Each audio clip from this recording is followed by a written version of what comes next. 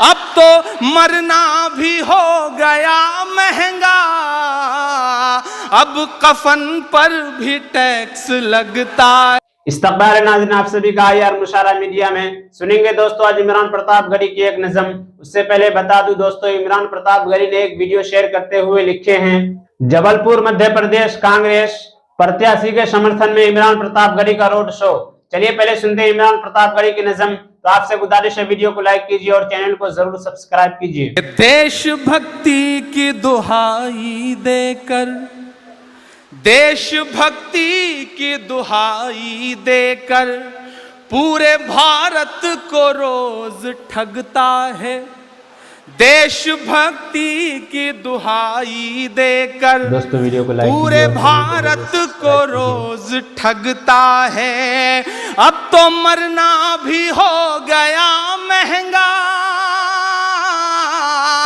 अब तो मरना भी हो गया महंगा, अब कफन पर भी टैक्स लगता है, अब कफन पर भी टैक्स लगता है।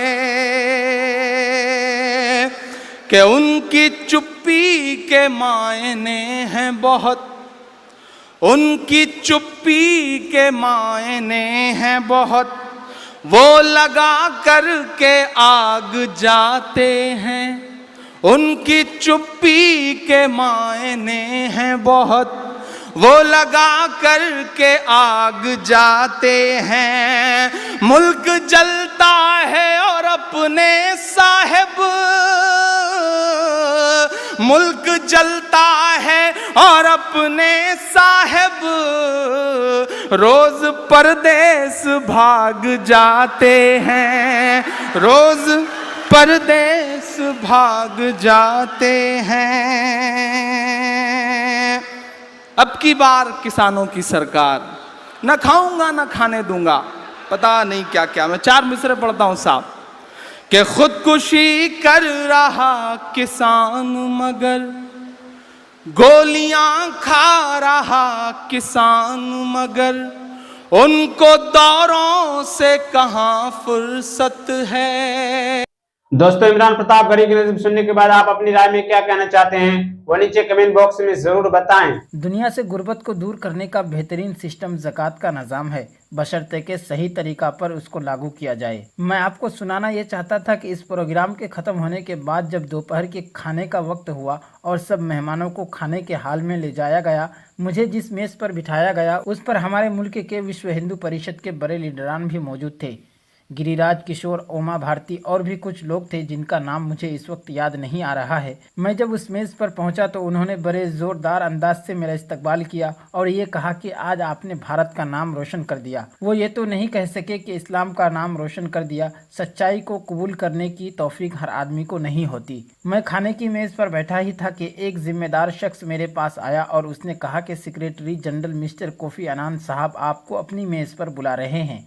चुनांच मैं उन लोगों से माजूरत करके वहाँ चला गया। कोफी अनान ने मुझसे कहा कि आपने गाना का नाम लिया है, क्या आप जानते हैं कि मैं और मेरी बीवी दोनों गाना के हैं? मैंने कहा कि नहीं, मैं तो नहीं जानता। ये अल्लाह की तरफ से ये अजीब इल्हाम था कि मैंने मिसाल के तौर पर अफ्रीका के मुल्क गाना का नाम लिया जो दुनिया के चंद गरीब तरीन मुल्कों में से एक था। मैदान आपके मुंतजिर हैं कि मुल्क के कमज़ोर और मजलूम तबके के अंदर एक बेदारी की लहर है। मैं 19-20 साल से इस मुल्क के कमज़ोर तबकात में टूटी फूटी मेहनत करने की कोशिश कर रहा हूँ, चाहे वो शेड्यूल कास्ट के लोग हों जिन्हें दलित कहा जाता है, या OBC के लोग हों जिनकी आबादी मुल्क में 52% से ज़्यादा है, चाहे वो सिख हों या वो लंगायत बुद्धिस्ट हों या ईसाई। मुल्क में इन्हीं की अक्सरियत है और जालिम तंजीमें मेरे और आपके खिलाफ इन्हीं को इस्तेमाल करती हैं। लेकिन अब इनमें अल्लाह का फजल है कि ऐसी बहुत सी तहरीकें चल पड़ी हैं कि इनके अंदर एक बेदारी की लहरें हैं, मगर हमारे उलमा आंख बंद किए हुए हैं, इसलिए कि कुछ मसलियतों की वजह से इनके कायदीन आंखें बंद किए हुए हैं। अच्छी तरह सोच लीजिए कि हमें किसकी इताअत करनी है। हमसे तो अल्लाह ताला ने ये कहा था कि वमा लकुम ला तुक़ातिलूना फ़ी सबीलिल्लाहि वल मुस्तज़अफ़ीना मिनर रिजालि वन निसाइ वल विल्दानि अल्लज़ीना यक़ूलूना रब्बना अख़रिजना मिन हाज़िहिल क़रयति ज़ालिमि अहलुहा वजअल लना मिन लदुनका वलिय्यन वजअल लना मिन लदुनका नसीरा। क्यों नहीं तुम अल्लाह के रास्ते में मुकाबले के लिए खड़े होते और क्यों नहीं तुम उन दबे कुचले और पसमानदा लोगों, मर्दों, औरतों और बच्चों को हक व इंसाफ दिलाने, बराबरी और इज्जत दिलाने के लिए खड़े होते हो। याद रखना, मुल्क में अब हालात बदल कर रहेंगे। इनमें बहुत बेदारी आ चुकी है। बेदारी अगर नहीं आई तो हमारे अकाबिर व कायदीन में नहीं आई। बेदारी अगर नहीं आई तो हमारी जमातों में नहीं आई। और इमरान प्रतापगढ़ी से जुड़ी खबरों और नज़मों के लिए हमारे इस चैनल को जरूर सब्सक्राइब करें। मिलते हैं किसी और वीडियो में ऐसे ही नई नज़म और नई खबरों के साथ। तो जब तक के लिए दीजिए मुझे इजाजत और रखिए अपना ख्याल। आप देख रहे थे IR मुशारा मीडिया और मैं आपके साथ मोहम्मद ताकिब। अस्सलामु अलैकुम रहमतुल्लाहि व बरकातुहू।